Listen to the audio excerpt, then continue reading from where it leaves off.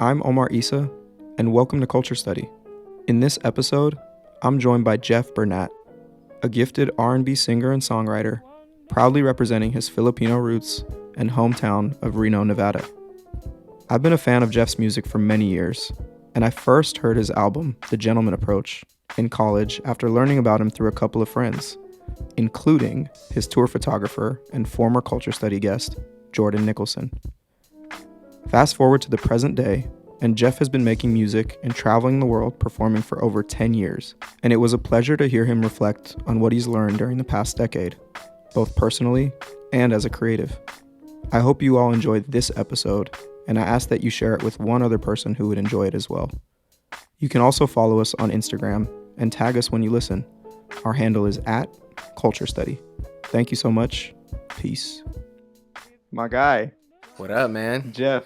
Thank Jeffrey you for having Bernat. me, bro. Yes, sir. What's up, brother? How are you? I'm good, man. How are you? I'm doing very well, man. I'm super happy to be able to sit down with you. And Man, I'm blessed, bro. Thank you for Yeah, having me. I haven't done a absolutely. podcast in maybe like 4 years. Really? Yeah. So Wow. I actually was trying to do a little research before sitting down for the podcast, and I realized you don't do many interviews. I feel like strategically I you don't do haven't interviews. really done interviews. Why is that? Um, I don't know, man. I be like kind of shy sometimes, but you're the homie. Yeah, And I like appreciate that. usually when the homies ask me, I don't have a lot of homies that do podcasts actually, but usually when like companies ask me to do it, I'm just like, I'm cool. Yeah. But I need to start doing it more, to be honest. Yeah. I feel like people like getting to know a different side of you other than just your music. So Yeah. I got to do it more. But thank you for having me, bro. I appreciate you. Absolutely, man. And this is gonna be short because basically what I wanted to do was actually just sit down face to face with you, set up a mic so I can audition for a spot on your tour. So I'm glad that really Hey, man, I like, need backup singers. Let's do it. I'm thinking like maybe like an opener, but Oh, yeah? you, Okay. let me know if you want like a I got it. I'm just saying, man. Think about it, all right? Oh, dang. You low-key got vocals, bro. Don't lie. You sing a little. I do, but not on a microphone, no. But nah, I appreciate it, man. Of course, So look, bro. I really just wanted to like to connect with you. Like first of all, I've known about you for a really long time, and it's funny because I first heard about you through my homie Jordan, who is your like world tour photographer, Yes, Jordan sir. Nicholson. Yeah, my Who's guy. also been on the podcast. He was one of the first guests that we had Oh, wow. Okay. years ago, and just like such a gem of a human. And so I think it must have been like 2012-ish or something where I was Okay. like, Yeah, yeah, okay, who's yeah. this dude, Jeff Bernat? And then Yeah, yeah. I was still in college, started listening to your music, and I was like, man, you did some really good work. The Thank you, Gentleman man. Approach, like, Thank you. my mom, I was like, Mom, my mom is super dope too. And I was like, Mom, you got to check out this artist, Jeff Bernat. She loves your music. So Oh, it's a wow. family affair.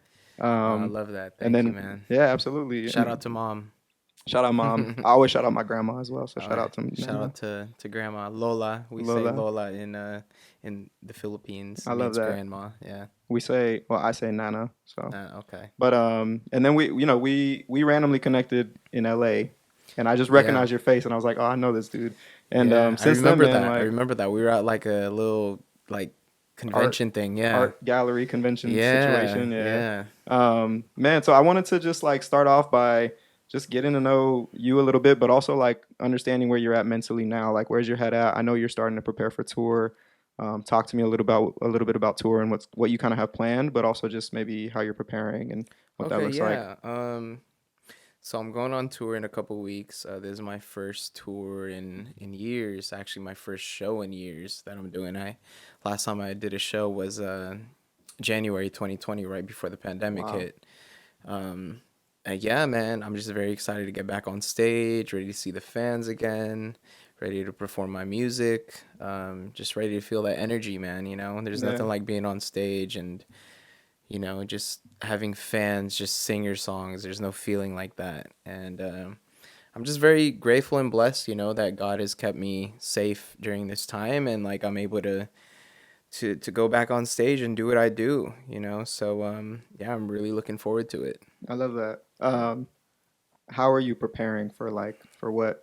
So Um, first of all, keeping in mind that it's been over 2 years, yeah, right? So yeah. like, how are you preparing now? Like, and then also, is there any side of you? I know COVID is still around. There's obviously so many health concerns Oh in yeah. Oh general, yeah. and so many things happening in the world, unfortunately. But um, how are you kind of balancing like going on tour, keeping in mind COVID, keeping yourself safe, your family safe, like, Yeah. and then just Well, preparing in general to like be back out in the world? yeah, so beginning of this month, I stopped drinking alcohol for this tour.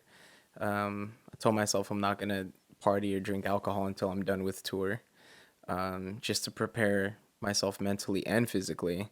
I got a personal trainer beginning of the year, and I started boxing as well. So I've been training like 5 6 days a week, All trying to right. prepare for just prepare my lungs to sing over an hour every night, um, which is very exhausting, if you're not in shape for that. What Yeah, so what what is it like to do that? Sorry, as it's someone just who's like, it's like just, preparing for his first tour, like with you, what how would you prep me? so, I mean, I feel like I've done it a lot of times. I mean, this last, how many years have I been doing this? Since 2010, performing. Wow. So I feel like I'm kind of, it's just like, I don't know. I don't want to say like it's like riding a bike, but it's just like when I get on stage, it's like, okay, I'm like in my zone now. But preparing the body for Yeah. that, Well, what does you it take physically? um Not you just preparing, have to but like have in. like a good your lungs have to be ready, Yeah. you it's a lot of singing. Like imagine singing how many songs? 18 songs straight, um 3-minute songs each song. It's like you can't really be like, hold on, I gotta take a break. It's like, no, you gotta be ready for Yeah. that. So And yeah, then I've you're just been doing it every preparing. every night or every week or Yeah, whatever. I mean, it's a 10 city tour. And yeah, there's some shows we're doing back to back. So I'm excited, man. And I feel like my fans are so cool that like even if I am tired, they'll understand. Like I'll Yeah. just be like talking to them and just like, it's like one thing I really love about the US shows. It's just like very more intimate, and you could just kind of go with the flow with the show.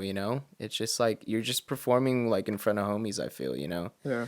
Yeah, I mean, in Asia, it's a different story, because like Asia, that's like thousands of people at a Yeah. show. Yeah. Your Asian market is enormous. Oh Like yeah, it's your it's like crazy. audience out It's there. insane. Yeah. I've seen just like BTS photos of like you, Yeah. like on tour in the past and through Jordan, through you, like Yeah. different level. Like, It's wild, man. It's a blessing. yeah, I definitely didn't expect to have such an audience out there. yeah, But hey, man, the world is a big place. I absolutely. think a lot of people focus on just trying to make it in the U.S. when they forget like there's a music is everywhere. If you pop off somewhere else, that's fine. Milk it. Yeah, And I think I've just been doing that the last 8 years, just milking the Asia audience.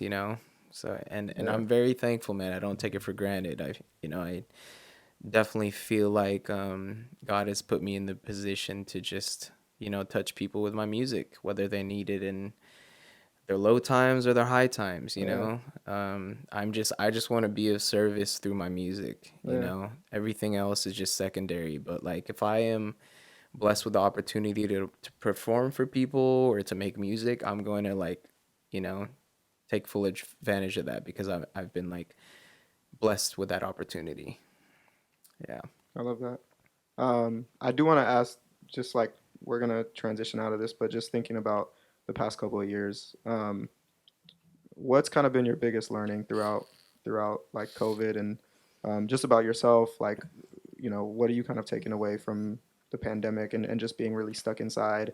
Um, Maybe as an artist, but also just as an individual, and when it comes to how you're reflecting on your own life and just how temporary it is, really, too. Yeah, yeah. Man, I feel like COVID was a big learning lesson for everyone. And I think that's like the beautiful thing about it is just like everyone has a different perspective and they learn something different from it. For me, I feel like I realized that health is the most important thing. Time is the most important thing. I feel like if we're given another day, be grateful for that, you know, because people are losing their lives through COVID. People are losing their lives right now by violence, and you know. So I feel like it made me realize how like fortunate and blessed I am being able to still do music as a career when I saw people getting laid off their jobs, struggling during the pandemic, not being able to pay bills, having to like foreclose their homes. Yeah. Um, yeah, man, it just made me very grateful, you know, and I continue to carry that on every day because of COVID, you know, and it made me more cautious. Really, it made me very cautious. In what Yeah, ways? just where I put myself in, you know, like there's times, of course, I want to like go out and party and like, but it's just like I don't know. I think it's just I've just been cool with just hanging out with like close friends lately. And like if they come over, you know, and I'm fine with just hanging out at my house or something. But before, man, before COVID, I'd be like, yo, let's go out, let's do this, let's do that. I mean, don't get it twisted. I still like to go out and have fun. But like it just made me more cautious about, you know, trying not to get sick. Mm. Yeah. Let's rewind real quick. I wanna talk a little bit about your roots, if you don't mind. But let's talk a little bit. You were born in the Philippines. Yes, sir. So maybe tell us about, who was around you, about your family, what was daily life as a kid. Okay, yeah. So I was born in Subic Bay, Olongapo, the Philippines, in the military base because my dad was in the Navy. I grew up there until I was one, and then he got stationed in Japan, and I lived in Japan till I was five. And then he retired, and then we moved to Reno, Nevada, because my grandpa lived there. It was between Seattle and Reno. Um, I'm kind of mad we didn't move to Seattle because Seattle is one of my favorite places in the world, but also I don't regret living in Reno because it shaped me into who I am today. And I met all my best friends there. Reno is a beautiful small town, great art scene, great food, great community. Um, yeah, there's just something about growing up in a small town, you know, that just like you grow up kind of differently. You kind of more community based. Um, You so said yeah, Gramps was already there too. grandpa What was what was he there. doing there already? Why was he already there? I have no idea, man. But like that whole side of the Bernats were in Reno. Oh, interesting. Yeah, but Reno's a beautiful place. Not a lot of people know about it, but um, we have like Lake Tahoe. It snows a lot over there. People think it's like right next to Vegas, but it's actually 8 hours away from Vegas. Yeah, which is hilarious. But yeah, man, Shout out to shout out to Reno. Reno. I love Reno, Yeah.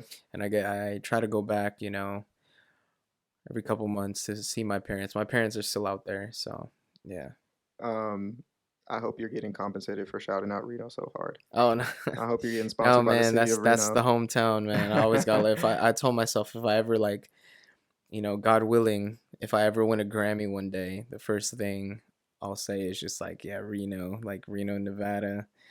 We I did love it. that. Yeah, yeah. Um, so you mentioned that you were born in the Philippines. So living in Reno, first generation or really immigrant, um, you know, how connected have you felt or do you feel to your identity, to your Filipino identity? Surprisingly, there's a lot of Filipinos in Reno. Um, I mean, not anything compared to like California, but for a small town, there's a lot of Filipinos there. I've always been about my roots because my parents are from the Philippines. They're immigrants, you know, so I grew up understanding Tagalog. Um, I understand it fluently, but I can't speak it. Um, but yeah, I'm 100% Filipino, I love that. and I have a French last name, which is kind of crazy. Do you know how to like trace back your that story? Not like 23andMe, but like do you know anything like any Uh, I was talking to my sister about it years ago, and then she was just like, "I have a feeling there was just like a French guy that came like and like had sex with like uh our great grandma or something, and then that just like happened, you know? wow. Yeah, but So you have yeah, it's really I mean, I always find it interesting because I think like identity, like especially our cultural identity, and so many layers to that, like Yeah, really define who we are and like a lot of how we move in the world without yeah, realizing it yeah. almost. I And need to so, do a 23andMe though. Yeah, and people are like so iffy about that. Like, oh no, they're gonna have like your information and like your DNA. I'm like, they already got all that, they bro. got it Like, all. come on, man. Like, Yeah, I I've definitely been hesitant in the past, and honestly, I think now at this point, it's just I haven't done it, even though I'm yeah, interested. yeah. Like I It want to would have, be interesting, yeah, to see all that. yeah. But But I think even the DNA test is one thing, and then also just to like have those stories from your family that have been passed yeah, down, and like the yeah, life lessons, yeah. the understanding your family's journey, and I think that's so important. Definitely, man. I think the Filipino culture is a very beautiful culture, man. We really are about family, our faith. A lot of Filipinos are Catholic, Christian. We always, like God has always been a big part of our culture, which I think I'm very grateful for because I grew up, you know, um, God fearing and like knowing that like everything is, like everything that's given to you can be taken away from you, and that's why I always continue to just always put my faith first before anything. yeah, absolutely. Yeah. I want to ask about just growing up in Reno, like what were you inspired by? What were you consuming? Like what kind of, I guess I would say what kind of culture were you consuming? But and then where did your kind of passions take you in that journey? Um, well, I grew up being a dancer. Oh, Yeah, I was. I mean, that's such a Filipino thing to say because I feel like Filipinos just dance. Yeah. But I grew up doing choreography. Um, Before I even started singing, I wanted to be a dancer. wow. Yeah. I was just, What inspired that? I just like always loved like Michael Jackson growing up, Usher, In Sync. Justin Timberlake's like one of my biggest idols. He was one of my biggest idols growing up. I still love Justin Timberlake. But yeah, man, I just loved dancing when I was younger. Actually, such a crazy story. I wanted to move to LA after high school to pursue dancing. My senior year, I was in a dance battle and I tore my ACL. No way. Tore my ACL, and that was devastating for me. But I feel like it was like it meant to happen that way because it made me like discover producing and songwriting because I couldn't dance anymore. Um, and yeah, So that that was just kind of a pivotal. yeah, man, it was a blessing in disguise. Yeah. I'll still be dancing, like like messing around here and there, but yeah, I think my forte now is definitely songwriting and singing and production. Yeah. Yeah. Wow. But I grew up playing the drums for church. Um, I was in the drum line in high school. I played the snare drum. I was in choir since elementary school. Nothing like serious, like, oh, I want to be a singer when I grow up. That was never in like my cards because my parents weren't with that. They What? wanted me to go to school, be a nurse, typical Filipino shit. Um, I'm sorry, can I cuss on here? Uh, it's fine. Okay, I'm sorry. Sorry, sorry, Nana. I'm sorry, Nana. Typical Filipino stuff. Um, Filipinos always want their kids to like be in the medical field. So I went to college for a year. I was like, didn't even know what I wanted to do. I was just taking random classes. And then I was just like, you know what? I'm gonna go like hard with this music. Um, That I was was in college. this was yeah, first year after high school. I started working at Wells Fargo as a customer service, like a phone teller. And every check I got, I just bought studio equipment, everything, like a new laptop, a mic, and then I started making original music. I started putting it out on Tumblr, Wow. which kind of took off the beginning of my career. Um, Pre-SoundCloud-ish. Yeah, Wow. like I was pretty popping on Tumblr. It's crazy, man. And then my music started getting, it just started spreading on Tumblr, MySpace, and then I started getting show offers from colleges. One time I got a show offer and it was Hawaii, and I was still working full time, and I told my job like, oh yeah, can I take this time off? And they were just like, no, like I'm sorry, like we can't give you this weekend off.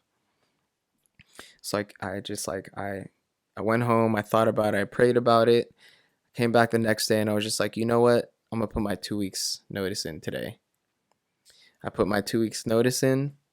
I sat back down at my desk and I was just like, you know what? I'm not even gonna waste this 2 weeks. I'm just gonna dip out.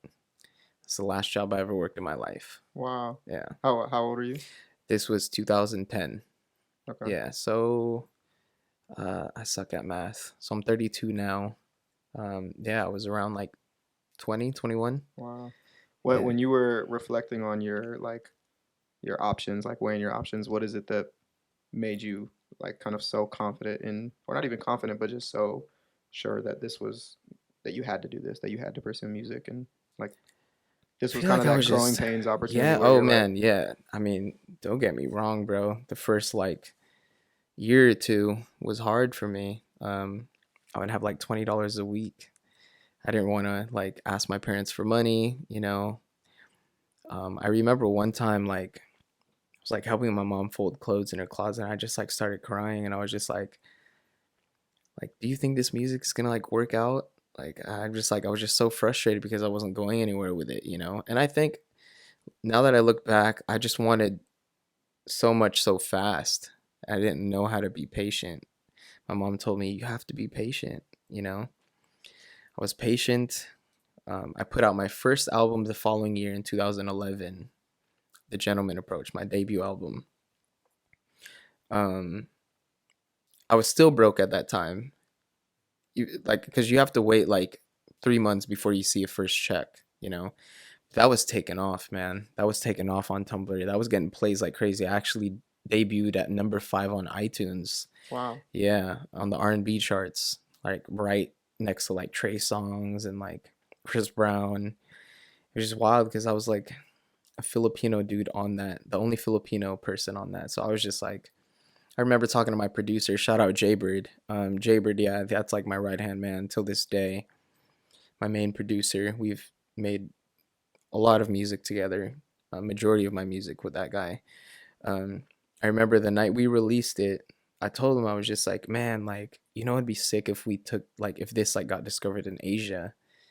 Little did I know, like this was like I was manifesting that, you know, because a year later, uh, K-pop artists, I didn't even know about K-pop at the time, but K-pop artists started using my songs in TV shows. Wow. Yeah, so one song, Call You Mine, which is actually my most successful song I've ever made and is the cheesiest song I've ever written. Bro, I wrote that when I was like 19, man. Cheesiest song. Sometimes I don't even like performing it because I'm just like, oh my god, I was such a young kid just writing about like cheesy love. But I'm thankful for it, you know. But that took off in Korea. That was like the Wow. number 1 song for years. I started performing for like big award shows, big K-pop stars, like the biggest ones were performing my songs. I started getting hired to write songs for them. I started getting song placements in Korean dramas. That happened in a span of a year, man, you know? Just crazy like how it all happened. And then when I was still like making my album, my dad and my mom were just like, yeah, you know, you got to go back to school after this because music isn't going to last like forever. You got to get a degree. I was just like, just wait, give me some time. Uh, did my first show in Korea, started getting all those placements. Yeah, a couple years later, I bought my parents a Lexus, and Amazing. that's when they were just like, "Oh yeah, keep doing music." They saw the Yeah, cash coming yeah, in. they're just like, "Okay, yeah, this is working. Keep doing music." So Yeah. yeah, man, I feel like I've always been a risk taker, you know, and I'm glad I did because I could have easily just listened to like my parents and, just went to school to be a nurse. But I am such a believer in your purpose, and I feel like my purpose was to do music. And I feel like the universe and God aligned all that for me to be a blessing for other people. I'll never forget years ago when someone DM'd me and said, "Hey, I just want to let you know your music is helping me get through chemotherapy." That actually put everything into perspective for me. I realized like it was more than myself now. It's more than just me being an artist. It's me being someone of use to like heal people through my music. So yeah, man, I all this other stuff, all the materialistic stuff, like that's the icing on the cake. Being able to like buy a house and buy a car and like do this for my parents and all that, like that's the icing on the cake for sure. But I think the number one thing for me being an artist is just like coming into realization that like I'm helping people. Because music, bro, that does a lot for us. Absolutely. Even at our lowest, at our highest, there's always like songs that'll help us get through that. And I'm just very fortunate that I could be that to someone now. So yeah, Yeah, that's beautiful. thank you, man. Thank you for sharing that anecdote. What I'm curious about what songs for you have gotten you through some moments. Um, Gravity by John Mayer. Really? Yeah, that's just like there's just so much emotion in that song. There's a lot of songs, man. There's something about like a sad song, that like it's weird because like when we're sad, we want to listen to sad music, you know? Yeah. Um, I feel like it's knowing that other people have a similar yeah, experience, and it's yeah, kind of that, like grieving together type yeah, of, yeah. you know. And the first 3, 4 albums I made, 3 albums, were all about love. I was with a girl for 6 years. She was like the girl I would write about for everything. Love songs, just everything. And then we broke up. It's kind of a rough breakup because the distance what kind of caused it. And she moved on very quickly, and that kind of just like messed me up for a while. And for the first time in my life, I started writing heartbreak songs. And it's wild because that kind of took my career to another level. And I Wow. never would have expected that, because everyone knew me through love songs, Yeah. you know. But ever since I released my heartbreak project entitled "She Loves Me Not," um, I've gained a massive fan base in like Thailand and Indonesia. It's wild. Yeah, I have like 600,000 listeners in like Indonesia and like 400,000 listeners in Thailand. Incredible. Yeah, it's Yeah. it's wild, man. Um, I'm gonna pivot a little bit to a reflection, and I think that's kind of where we just moved anyways. But Okay. just a few questions around, you know, who you are and kind of what drives you. And so I guess my first question is around like anything that inspires you when things are getting real tough. Like, what is it that keeps you going? What keeps you pushing forward? My fans, um, my faith, knowing that like I have a purpose in this world, and if I'm given another day, I just gotta keep going. I've had that perspective a lot lately because of what's just been going on. Those kids that like died at the school, they didn't know that they were gonna die that day. So I don't know, man. It's just a crazy time right now, and it actually makes me realize like, dude, I'm here another day. How can I not go hard? Yeah. I gotta go hard not only for myself but the people around me, my family, my friends, my fans. So my advice is just take it day by day. Tomorrow's not even promised, man. Sometimes I get so caught up in just trying to focus on, oh man, I gotta have this, like I gotta do this next month, I gotta do this later on this year. which is fine. It's good to plan. Of course, it's good to plan. But I feel like I let that kind of stress me too much when I should just be so grateful for the moment, you know? Like this moment right now, bro, I'm like very grateful that I'm on a podcast with you and I get to talk to you, you know, and this will be on record, you know? Like, yeah, man, I think it's just my biggest motivation these days is just being given another day. Yeah.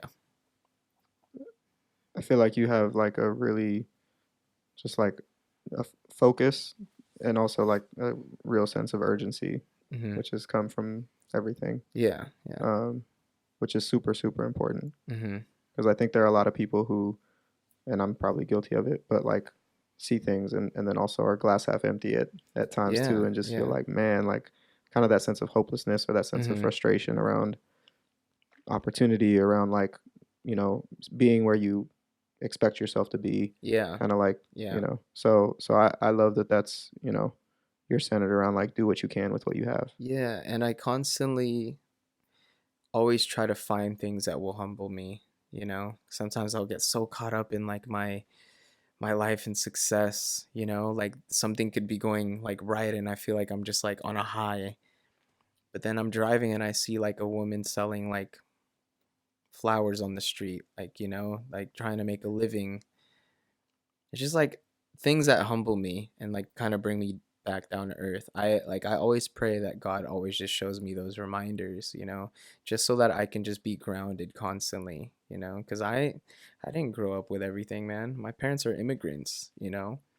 So I've just been trying to like seek the things that will continue to humble me because it's easy to get caught up in your own world. Yeah. Yeah. Yeah. How do you stay balanced? Like, and I mean that in like whether it's like physically, mentally, like how are you making sure that you care for your own well-being?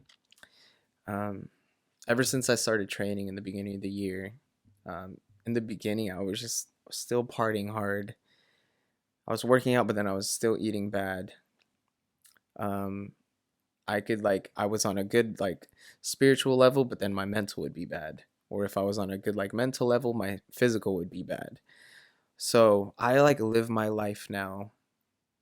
This top three things, just mind, body, spirit, Mm, and you have to work on all of those equally because that's with all those working together, man, you're like unstoppable. You know, yeah, you could fully be at your best when you're focused on those things. everything's in sync. Yeah, man. Yeah, Yeah. yeah. Um, one of my last questions is how do you want to be remembered? How do I want to be remembered? It's a very deep question. I want to be remembered as someone that would give my shirt off. I'd take my shirt off my back for someone else.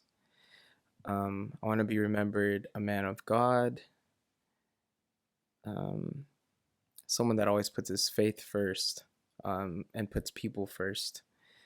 You can take everything away in my life, but my music is the most important thing, you know?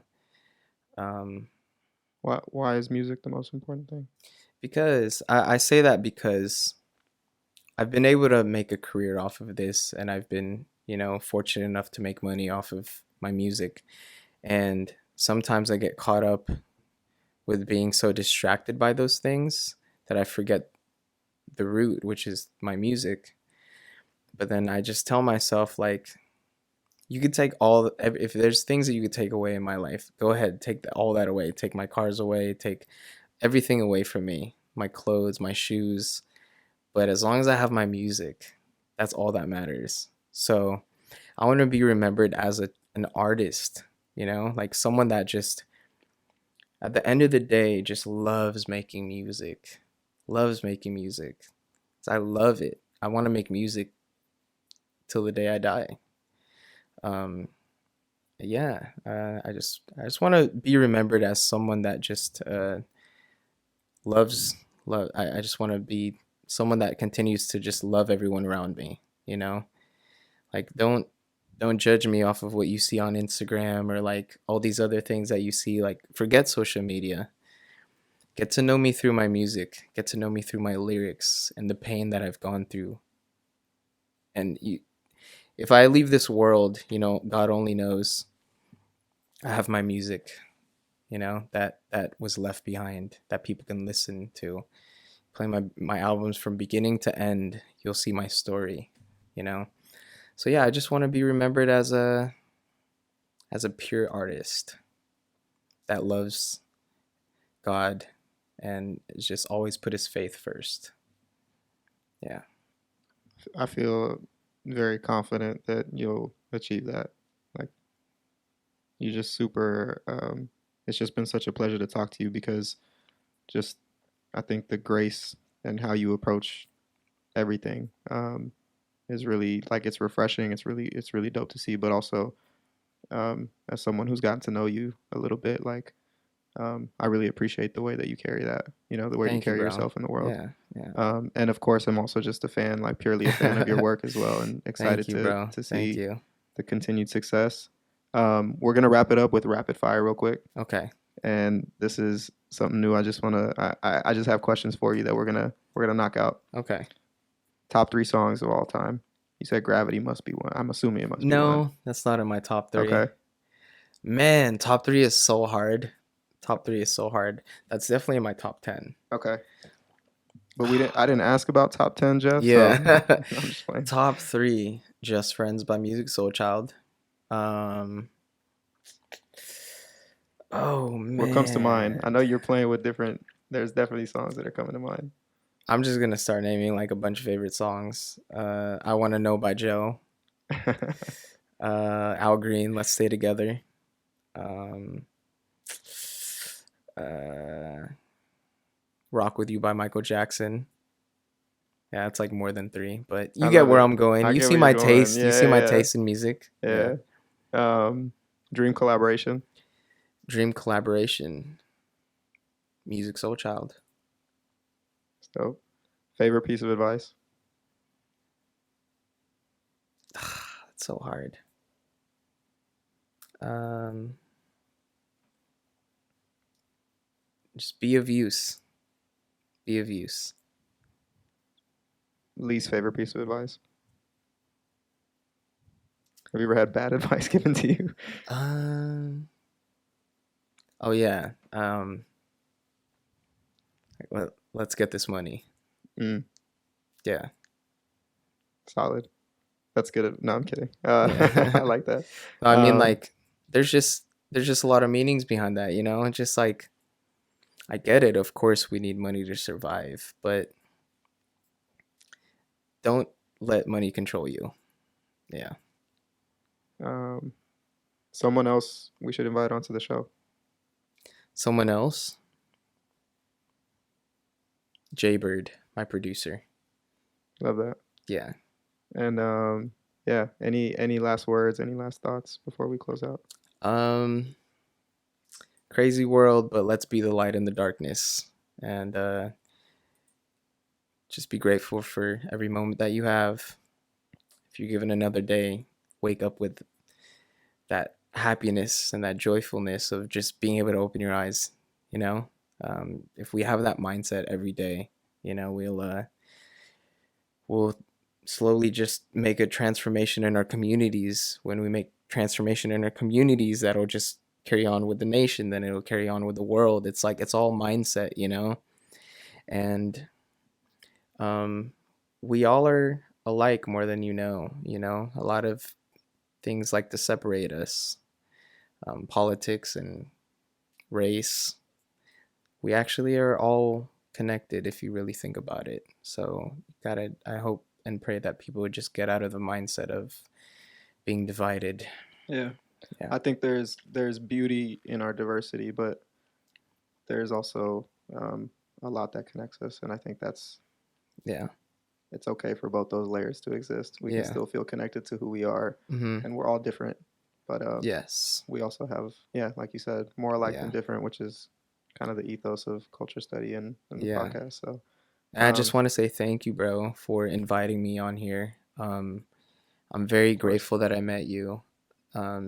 You are really, you're an easy person to be around, bro, and you're doing a lot for the community. You're a light, bro. Like, and you probably don't hear that enough, but like when I'm around you, you have such good energy to be around, you know. And I'm proud that you continue to do this. I'm proud of, you know, everything that you're doing in your life, man. And I could just see amazing things in the future for you. And I'm always here if you need me, bro. And you know, I appreciate when you hit me up. It's good to hear from you.